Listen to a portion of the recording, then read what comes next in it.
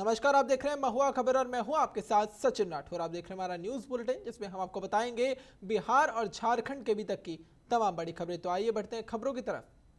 याचक फाउंडेशन ने महिलाओं को आत्मनिर्भर बनाने की दिशा में एक बहुत ही सराहनीय पहल करते हुए अररिया वन प्रमंडल स्थित करयात वन नर्सरी परिसर में अगरबत्ती निर्माण प्रशिक्षण के दूसरे चरण का शुभारंभ किया। ये कार्यक्रम आज आयोजित किया गया, जिसमें स्थानीय महिलाओं ने उत्साहपूर्वक भाग लिया। कार्यक्रम का विविध तत्व वहां पे बता दें आपको कि उद्घाटन अररिया वन प्रमंडल के वन प्रमंडल पदाधिकारी ने दीप प्रज्वलन और रिबन काट कर किया। उद्घाटन अवसर पर उन्होंने इस पहल की सराहना की और कहा कि ऐसे कौशल विकास कार्यक्रम ग्रामीण महिलाओं के जीवन में सकारात्मक परिवर्तन ला सकते हैं। प्रशिक्षण में जलालगढ़, चक और एकम्बा पंचायतों की 20 महिलाएं वहां पर प्रतियोगियों ने हिस्सा लिया और पहले दिन महिलाओं को अगरबत्ती निर्माण की मूलभूत प्रक्रिया, कच्चे माल की जानकारी, मिश्रण तैयार करने की विधि और साथ ही मशीन संचालन से परिचित कराया गया। याचक फाउंडेशन के निदेशक रोहित कुमार ने बताया कि वहां पर 7 दिवसीय प्रशिक्षण कार्यक्रम महिलाओं को स्वरोजगार के लिए सक्षम बनाने पर केंद्रित है। प्रशिक्षण पूरा होने पर प्रतिभागियों को लघु उद्योग प्रारंभ करने हेतु मार्गदर्शन भी दिया जाएगा। यहाँ पे बम्बू कटिंग करते हैं, हम स्टिक बनाते हैं अगरबत्ती का। कितने दिन का प्रशिक्षण हुआ आपका? मेरा तो 6 महीना हो गया है। 6 महीना हो गया जी। अच्छा, इसमें आपको काम मिल रहा है? जी हाँ, मिल रहा है। पास के ही रहने वाले हैं? जी हाँ, पास के ही रहने वाले। अच्छा, जिस तरह आपको घर के बगल में रोजगार मिल रहा है, कैसा लग रहा है? बहुत अच्छा लग रहा है। और भी से लोग जुड़े हुए? जी, और भी लोग जुड़े हुए हैं इससे? आपको देख करके आपके गांव के लोग जी जी जुड़ रहे हैं? हाँ जी जी। याचक फाउंडेशन ने जो इस तरह का ये मुहिम निकाला की है, पहल की है, इसको किस रूप में देख रहे हैं? बहुत अच्छा देख रहे हैं। बहुत अच्छा है, गाँव के लोगों को भी काम मिल रहा है। जी जी। आपके घर से टोटल कितनी महिलाएं अब तक आ चुकी हैं? लगभग अभी तक में 10 से 12 है। सीखती हैं आप? आज पहला दिन आए हैं सर। क्या बन रहा है यहाँ, क्या सिखाया जाता है? अगरबत्ती। अगरबत्ती। हाँ, देखे कैसे बन रहा है? हाँ देखे हैं, आज पहला दिन आए हैं तो देखे हैं। कौन कौन सा मशीन कैसे बन रहा है दिख रहा है ना? इसमें कौन महिलाएं ही जुड़ी हुई हैं इससे? हाँ जी। काम मिल रहा है इसमें ना? हाँ, आज तो पहला दिन आए हैं तो काम तो मिलेगा सर।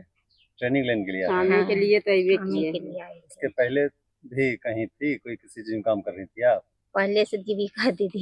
जीविका क्या करती हैं जीविका दीदी? तो आप हैं तो कुछ तो करती होंगी ना, कोई तो काम करती होंगी जीविका हाँ, दीदी में। जीविका में है सर, लीडर हैं, मीटिंग लीडर मीटिंग हैं। करवाते हैं। क्या यहाँ सीखती हैं आप? हम शूटिंग करते हैं किस चीज की? अगरबत्ती का। कैसे काम होता है इस यहाँ पर? बहुत बढ़िया। किस चीज से बनाती है? हम्म, बांस से? हाँ इसकी कटिंग होती है? हाँ, उसके बाद क्या होता है मशीन में? अगरबत्ती बनता है। इसमें कितने लोग हैं आप लोग, महिलाएं लगभग? 20-25 को। यहाँ पर जो प्लांट डाला गया है, तो आप लोगों को किससे क्या काम मिल रहा है? हाँ, मिलता है। रोजगार मिल?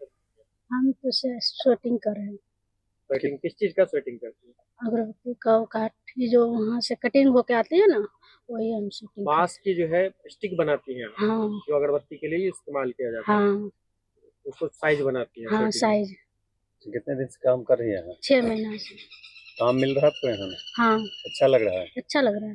तो याचक फाउंडेशन ने जो ये प्लान डाला, कैसा इससे महिलाओं को अच्छा लग रहा है। रोजगार मिल रहा है? हाँ, बहुत रोजगार मिल अपने रहा घर के ही पास आपको मिल रहा है। है? हाँ आपको देखकर आपकी जो दोस्त थी वो लोग भी आ रही हैं यहाँ पे? हाँ, सब आ रहा है।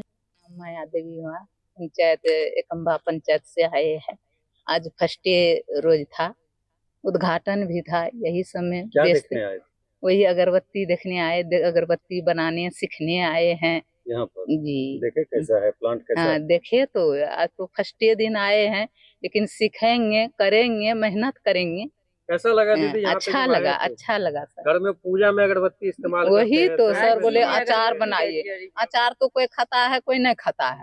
अगरबत्ती तो खाएगा तो यो नहीं खाएगा, तो अगरबत्ती तो जलाना पड़ेगा। हर दिन वही तो, वही ये रोजगार का एक जी। रोजगार बहुत अच्छा लगा अच्छा सर। लगा। करेंगे सर जी और, सर। और महिलाओं को भी आगे लाएंगे? हाँ, और को बोलेंगे और आएगी, करेंगे, ये अच्छा है जो आपको मेहनत लगा। करेंगे जी। जो आपके याचक फाउंडेशन में क्या शुरुआत की गई है उनके द्वारा? याचक फाउंडेशन ने अपना 2025 में जनवरी में यहाँ अपना कदम रखा था इस वन विभाग के साथ, अररिया वन प्रमंडल के साथ। उनके एम्बियंस में, उनके क्षेत्र अंतर्गत जो नर्सरी है, इसमें इनका बैम्बो राउंड स्टिक मशीन का यानी अगरबत्ती मशीन का प्लांट था। तो उसको हम लोगों ने लीज पे लिया, और लीज पे लेकर के, क्योंकि इनके यहाँ चलाने वालों की नहीं थे, तो हमने यहाँ के लोकल लोगों को कांटेक्ट किया, हमारे टीम के लोगों, और बाहर से टेक्नीशियन बना के एक एक मशीन को चलाना सिखाया, सबको स्टार्ट किया, फिर उसको चलाना सिखाया। तो ये 6-7-8 महीने से चल रहा है। तो ये हम लोग बांस से बत्ती तक हम लोग आ गए हैं। तो जब बांस से बत्ती बनाना सीखे, इस क्रम में हमारा जो ऑब्जेक्टिव है, लिवलीहुड देना, रोजगार देना, ग्रामीण रोजगार, bamboo based rural economy Yachak foundation का ये विजन है। और इस इकोनॉमी महिलाओं को सशक्त करना, महिलाओं के द्वारा काम, महिलाओं को काम देना, महिलाओं को अवसर देना, महिलाओं के हाथ में हुनर देना, उनका कौशल विकास करना और उनको आत्मनिर्भर बनाना। तो इस हमारे इस यात्रा के दूसरे जर्नी में, दूसरे पड़ाव में हम लोग अब कदम रख दिए हैं आज। जो हमारा, आप देख सकते हैं कि पीछे में अगरबत्ती प्रशिक्षण केंद्र, अगरबत्ती निर्माण प्रशिक्षण केंद्र। अभी तक तो हमारी महिला, आप जरा इनको दिखाइए, ये हमारी जो भी महिला साथी है वो लोग याचक टीम की, आप आइए। तो इसमें कौन से बांस का इस्तेमाल किया जाए? इसमें हम बेसिकली हम लोग टुल्ला स्पेसीज यूज करते हैं, बैम्बूसा टुल्ला। ये यहाँ भी हो सकता है, बट यहाँ पे लोकल बांस होते हैं, उसमें वो सब नहीं है। तो ये हम असम से मंगाते हैं, नॉर्थ ईस्ट से मंगाते हैं, असम। बिहार विधानसभा में मुख्यमंत्री नीतीश कुमार की जुबान फिर से फिसल गई। अपनी एनडीए सरकार की संख्या बताते हुए उन्होंने गलती से 202 के बजाय 2002 बोल दिया। इस अचानक से हुई गलती पर विधानसभा में हल्की हंसी और चर्चा का माहौल बन गया। मुख्यमंत्री ने तुरंत अपनी गलती की पुष्टि की, लेकिन ये घटना सदन में मौजूदा सांसदों और अधिकारियों के बीच चर्चा का विषय बन गई। विशेषज्ञों के अनुसार भाषण में इस तरह की गड़बड़ी अक्सर संख्याओं की तेजी में बोलते समय हो जाती है और इसे गंभीर तौर पर नहीं लेना चाहिए। इसके बावजूद विपक्ष ने इसे, आपको बता दें कि वह मौके का उपयोग किया और आलोचना के लिए किया। और मुख्यमंत्री नीतीश कुमार की ये अभी कहा कि उनके दल की मजबूती और सरकार की कामकाजी क्षमता में कोई कमी नहीं है। उन्होंने विधानसभा को भरोसा दिलाया कि भविष्य में इस तरह की चूक नहीं होगी। और ये घटना सोशल मीडिया पर भी वायरल हो गई और साथ ही जनता के बीच चर्चा का विषय बन गई है। इसमें हम देख सकते हैं कि कैसे सिर्फ एक छोटी सी गलती, जहां पर सीएम नीतीश कुमार ने 202 को 2002 बता दिया, उसकी वजह से अब जो उनके वीडियो है सोशल मीडिया पर तेजी से वायरल हो रहा है। लगातार लोग इस पर चुटकी लेते हुए भी दिख रहे हैं। बोला कि ऐसी गलती फिर से नहीं होगी, जबकि वहां पर मौजूद सांसद और अधिकारियों ने इस पर थोड़ी सी हंसी दिखाई और साथ ही ये मामले को जाने दिया। आपको बता दें कि विधानसभा में वहां पर एनडीए संख्या को लेकर ये गड़बड़ देखी गई, जहां पर सीएम नीतीश कुमार ने 202 को 2002 बता दिया और इसी के साथ वहां पर लोगों ने वहां पर हंसते हुए इस बात को टाल दिया। लेकिन इसी के साथ देखा गया कि उन पर उस समय विपक्ष ने इस बात को नहीं जाने दिया और विपक्ष ने इस मुद्दे को उठाया और साथ ही सीएम नीतीश कुमार का ये वीडियो तेजी से सोशल मीडिया पर वायरल हो रहा है। लोग लगातार इस पर चुटकी लेते दिख रहे हैं, लेकिन इसी बीच इस मामले को उन्होंने खुद वहीं पर खत्म कर दिया, जबकि विपक्ष ने इस मुद्दे को लगातार बढ़ाने की कोशिश की। झारखंड के चतरा जिले में हुए दर्दनाक एयर एम्बुलेंस हादसे के बाद राज्य के स्वास्थ्य मंत्री इरफान अंसारी चतरा पहुंचे और सदर अस्पताल में मृतकों के परिजनों से मुलाकात कर उन्हें वहां पर ढांढस बंधाया। मंत्री ने कहा कि ये राज्य के लिए बहुत दुखद और अब तक का सबसे बड़ा विमान क्रैश है। उन्होंने जिला प्रशासन की तत्परता की सराहना की और ये बताया कि सभी शव रेस्क्यू कर पोस्टमार्टम के लिए परिजनों को सौंपे जाएंगे। स्वास्थ्य व्यवस्था की दयनीय स्थिति को भी उजागर किया, इसके कारण मरीजों को दिल्ली ले जाना पड़ता है। उन्होंने कहा कि विमान हादसे के कारणों की जांच कर दोषियों के खिलाफ सख्त कार्रवाई की जाएगी और साथ ही केंद्र सरकार पर अब निशाना साधा और कहा कि बार बार विमान हादसे हो रहे हैं और इसे गंभीरता से लेने की आवश्यकता है। सांसद कालीचरण सिंह ने भी हादसे पर दुख व्यक्त किया और साथ ही मृतकों के परिजनों को उचित मुआवजा देने की मांग की। विधायक जनार्दन पासवान ने भी पीड़ित परिवारों के लिए हर संभव सहायता की बात कही। बहुत बड़ी घटना हुई है और ये इस समय में ये इतनी कहा जा सकता है कि जिन परिवारों के परिवार ये क्षति हुआ है, उस परिवार को ईश्वर दुख सहने की क्षमता दे, हम उनके साथ हैं घड़ी में। और दुर्भाग्य तो ये बात है कि सभी के सभी चतरा लोकसभा क्षेत्र के रहने वाले थे। डॉक्टर भी यहीं के थे, लड़की यहीं का था, लड़का भी इसी क्षेत्र के थे। और दुर्भाग्य है कि पायलट जो है उनके पिता भी चतरे में ही पोस्टेड है। ये बड़ा दुर्भाग्य की घटना है, बहुत बड़ी विपत्ति है और इस विपत्ता में सभी लोग, हम सभी उनके साथ खड़े हैं। बड़ा मर्माहत घटना है। इस पर कुछ क्या कहा जा सकता है? इतनी बड़ी घटना पर शब्द नहीं है, शब्द का अभाव है। जितने लोग हम लोग से बीच से चले गए वो सब स्थानीय थे। झारखंड के यहाँ जो पायलट थे वो यहीं पर कार्यपालक अभियंता पद स्थापित है, तो शरण भगत जी लातेहार के रहने वाले हैं। डॉक्टर यहीं के थे और मतलब 7 परिवार के 7 परिवार ही लोकल थे। ऐसे घटना में हम सब सुन करके बहुत पहले तो विश्वास ही नहीं हो रहा था, लेकिन जब पता चला तब बहुत अफसोस हुआ। रात में नींद नहीं आई। हम 2 बजे के बाद सोए, पता लगा रहे थे। बहुत लोग तो मैंने संपर्क किया। निश्चित तौर पे क्या घटना में जो लोग मारे गए, जो लोग मैंने एक्सीडेंटल डेथ किए, कुछ बहुत अफसोस है। ऐसे घटना में राज्य के लिए अब तक का सबसे बड़ा विमान क्रैश ही है। और एयर एम्बुलेंस का काम होता है कि हम किसी का जान बचाना, और जब जान बचाने वाले की ही जान चली गई तो चिंता का विषय है। और कल की घटना है ये। कल देर शाम 7 बजे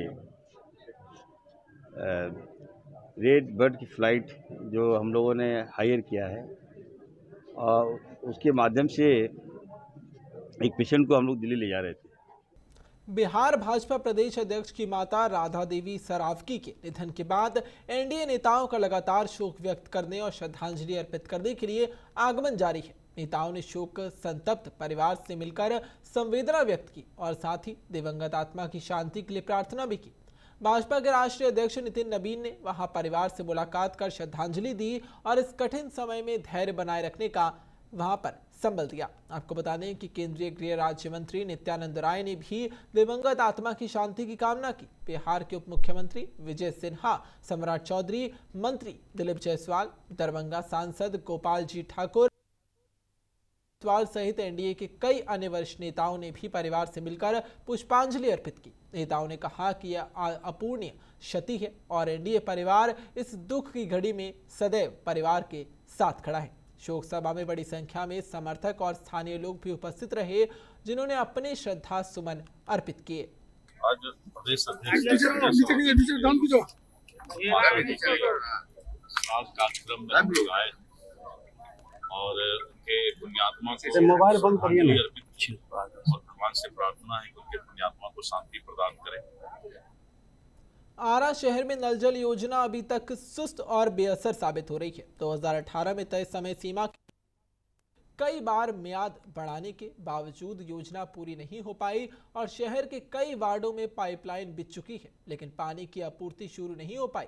इससे गर्मी में लोग बूंद बूंद पानी के लिए तरस रहे हैं। आपको बता दें कि ward number 24 Nehru Nagar, ward number 16 friends colony सहित दर्जन भर मोहल्लों में पाइपलाइन बिछ चुकी है, लेकिन अब तक एक नल से पानी तक नहीं आया। मोहल्ले वासियों ने लगातार नगर निगम के संबंधित अधिकारियों से संपर्क करने की भी कोशिश की, लेकिन 3-4 सालों से समस्या जस की तस बनी हुई है। नगर निगम के अधिकारी वादा कर रहे हैं कि जल्द ही काम पूरा कर लिया जाएगा, लेकिन गर्मी का मौसम शुरू हो चुका है और लोगों को पानी की गंभीर परेशानी का सामना करना पड़ सकता है। वार्ड वासियों का कहना है कि इस योजना में देरी से शहर वासियों की मुश्किलें बढ़ गई है और अब तत्काल समाधान की आवश्यकता दिखती है। ये कम से कम 3-4 साल हो गया होगा लगभग। पाइप बिछ गया है, सब पाइप लग चुका है, घर में भी पाइप लग चुका है, लेकिन पानी का कोई अभी आता पता नहीं है। और सब गली खराब हो चुका है, गली का ढलाई भी नहीं हुआ मतलब, और नली भी सब फूट फाट गया है। सब नल जल का आप लोग को पानी मिल रहा है तो? ना, नल जल का हम लोग का कोई सुविधा नहीं मिल रहा है। अपना जो पानी है हाँ, जो अपना जो घर का अपना हम लोग का चापाकल का पानी है वही यूज हो रहा है। 3-4 साल हो गया। 4 साल हो गया ना जी। सड़क भी खराब हो गया। हाँ, सड़क रोड भी खराब है। उसको जो पाइप लगा था तब ये सब हुआ। हाँ, पाइप कोड़ाया था रोड तो उसी समय से एक खराब है। उसी समय से खराब। कोई ध्यान नहीं दे रहा। कोई ध्यान नहीं दे रहा इसमें। इसी तरह से लोग देखिए, नल जल योजना की अगर बात कही जाए तो आरा नगर निगम जो है पूरी तरह से फेल है, क्योंकि आरा शहर के करीब लगभग 1 दर्जन से ज़्यादा मोहल्ले ऐसे हैं वो चाहे नेहरू नगर हो, फ्रेंड्स कॉलोनी हो, चाहे कृष्णा नगर हो, तमाम जगहों पर बहुत जगह पर पाइप लग गया, लेकिन आज तक पानी नहीं आ रहा है और सड़कों को खोद के खराब कर दिया गया है नल जल योजना के तहत। काफ़ी लोग यहाँ पर कष्ट में हैं। अभी नेहरू नगर में हमारी मौजूदगी है और सीधे तौर पे आपको हम बताएं, आप जिसे हमारे कैमरे के पीछे देख रहे हैं, सीधे हमारे पीछे की सड़क कितनी खराब है, पानी लगा हुआ है और जो पाइप है नल जल का वो लगा हुआ है लेकिन पानी नहीं है। कई साल बीत गए हैं और यहाँ पे जब योजना शुरू हुई थी तो नगर निगम के महापौर से लेकर तमाम लोग जो जुड़ा है, सारे लोग कह रहे थे कि बहुत जल्द काम किया जाएगा, लेकिन सड़कों को भी खराब कर दिया है। सीधे तौर पे हमारे साथ जो है अभी बातचीत करने, कितना दिन से ये सड़क है? 2-3 साल से। 3 साल से खराब है। क्या इसको बारे में आप लोगों ने कहा नहीं कुछ? कंप्लेन किया है, बहुत बार कंप्लेन किया है, पर कोई मतलब कोई सुनवाई, रिस्पॉन्स नहीं मिल रहा है। बस छोटा मोटा बस साफ करवा देते हैं। हाँ। ऐसा सूचना मिल रहा था कि महापौर इंदू देवी के द्वारा बात हुआ है कि इसको हम ठीक करा देंगे। उन्होंने बहुत बार बोला है, पर अभी तक कुछ भी देख ही रहे हैं आप। कि पूरा सड़क खराब है, हम देख रहे हैं और पाइप भी लगा हुआ है घर में। हाँ। लेकिन पानी नहीं, हाँ, नल जल वाला नहीं। नहीं। बिहार विधानसभा सत्र के दौरान शराब कानून और सीमांचल क्षेत्र में घुसपैठियों को लेकर विपक्ष ने सरकार पर जमकर हमला बोला। विपक्षी दल लगातार सवाल कर रहे हैं कि शराब कानून बिहार में क्यों फैल रहा है और क्या सरकार इसे लागू करने में असफल रही। मुख्यमंत्री नीतीश कुमार और सत्ता पक्ष के नेताओं ने इस सवालों का जवाब देने की कोशिश की, लेकिन विपक्ष लगातार हमला करता दिख रहा है। सीमांचल क्षेत्र को लेकर विपक्ष ने घुसपैठियों के मुद्दों को उठाया और कहा कि रोहिंग्या जैसे कई घुसपैठियों के नाम देकर एसआईआर तैयार कराई गई, जिससे जनता भ्रमित हुई और सत्ता पक्ष के नेताओं ने विपक्ष के आरोपों को खारिज करते हुए कहा कि कार्रवाई की जाएगी और किसी का गलत इस्तेमाल नहीं होने दिया जाएगा। विपक्ष ने इस मुद्दे पर विधानसभा में सरकार की जवाबदेही और कानून व्यवस्था पर सवाल उठाए और सदन में दोनों पक्षों के बीच तीखी बहस हुई और विपक्ष ने लगातार सरकार की नीतियों और कार्यप्रणाली पर आलोचना की। इसमें का मामला इतना हो गया है कि आज हमारे छोटे छोटे बच्चे 10 साल 12 साल के बच्चे बर्बाद हो रहे हैं। 10 आने वाला पीढ़ी हमारा बर्बाद हो रहा है। जो सूखा नशा का प्रचलन पूरे बिहार में है और उससे समझिए कि गार्जियन परेशान है और बच्चे सूखे नशा में लिप्त हैं। इन पर किसी तरह की कोई कार्रवाई नहीं हो रही है। नाम का है कि शराबबंदी है, सूखा नशा पर भी कार्रवाई होना चाहिए। कार्रवाई जो लोग बेचने वाले। मंत्री विजय चौधरी ने बड़ा बयान दिया। उन्होंने कहा कि दफादार चौकीदार विपक्ष के बहकावे में आकर प्रदर्शन कर रहे थे, लेकिन मुख्यमंत्री नीतीश कुमार ने उनके लिए जितना किया उतना किसी ने नहीं किया। उन्होंने ये भी कहा कि सरकार हमेशा उनकी मांगों को प्राथमिकता देती रही और भविष्य में भी करेगी। मंत्री ने शराबबंदी के मुद्दे पर भी अपनी राय दी और उन्होंने कहा कि जब शराबबंदी लागू की गई थी तो सबको पता था कि इससे राजस्व को नुकसान पहुंचेगा, फिर भी ये निर्णय लिया गया। और उन्होंने आलोचना का जवाब देते हुए कहा कि लगातार शराबबंदी बोलकर कानून को कमजोर करने की कोशिश की गई, जबकि सरकार ने कानून और व्यवस्था बनाए रखने का प्रयास जारी रखा। विजय चौधरी ने स्पष्ट किया कि सरकार का उद्देश्य दफादार चौकीदार और जनता दोनों की भलाई है और किसी की भी स्थिति में कानून और शांति बनाए रखना प्राथमिकता होगी। उन्होंने के बयान से विधानसभा और मीडिया में चर्चा बढ़ चुकी है। राजस्व की लॉस हो रहा है। जिस समय शराबबंदी लागू किया गया था उस समय की वित्तीय गणना क्या थी कि शराबबंदी से फायदा होगा, कि शराबबंदी लागू करने से सरकार को राजस्व का घाटा होगा, ये जानते हुए ये लागू किया गया।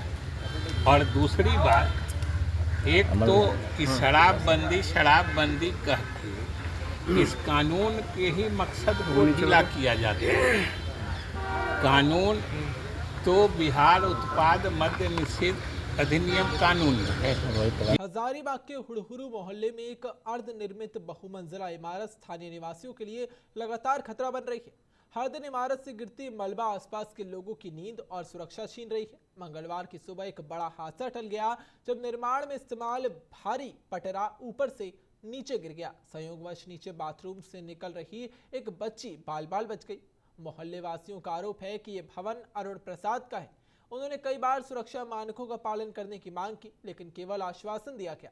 ना तो सुरक्षा जाल लगाया गया, ना मलबा गिरने से रोकने के कोई ठोस इंतजाम किए गए। रोजाना पटरा, ईंट, सरिया या छर्री गिरती रहती है, जिससे लोग भय और तनाव में जीवन बिताने को विवश है।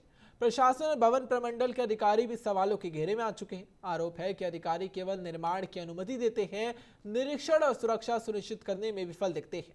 स्थानीय लोग अब आश्वासन नहीं, ठोस कार्रवाई की मांग कर रहे हैं। आज हम लोग का पूरा एकदम पत्थर गिरा नीचे, हम लोग बाल बाल बचे, बच्चा लोग मुंह धोता है, लड़का लोग मुंह धोता है, हम लोग पूरा परेशान है। हम लोग जब से बिल्डिंग बना रहा है तब से, समझे। क्या क्या गिरता है बताइए। ईटा गिरता है, पत्थर गिरता है, पूरा एकदम लकड़ी गिरता है, सब चीज गिरता है।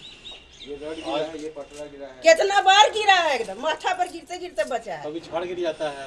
हाँ, छड़ भी गिरा है। काटी ढलाई करता है तो सेफ्टी नहीं, कभी उधर से काटी निकल के गिरेगा, कभी पूरा मसाला गिर जाता है। रात तक सुबह से काम करना स्टार्ट कर देता है। 6 बजे सुबह पूरा परेशान एकदम कब कर काम दिया करना है, कब नहीं करना है। नेट भी लगाया तो कौन सा नेट लगाया, मच्छरदानी लगा दिया, मच्छर में लगाया। बनाइए आप लोग 20 तला बनाइए, लेकिन हम लोग को सेफ दीजिए।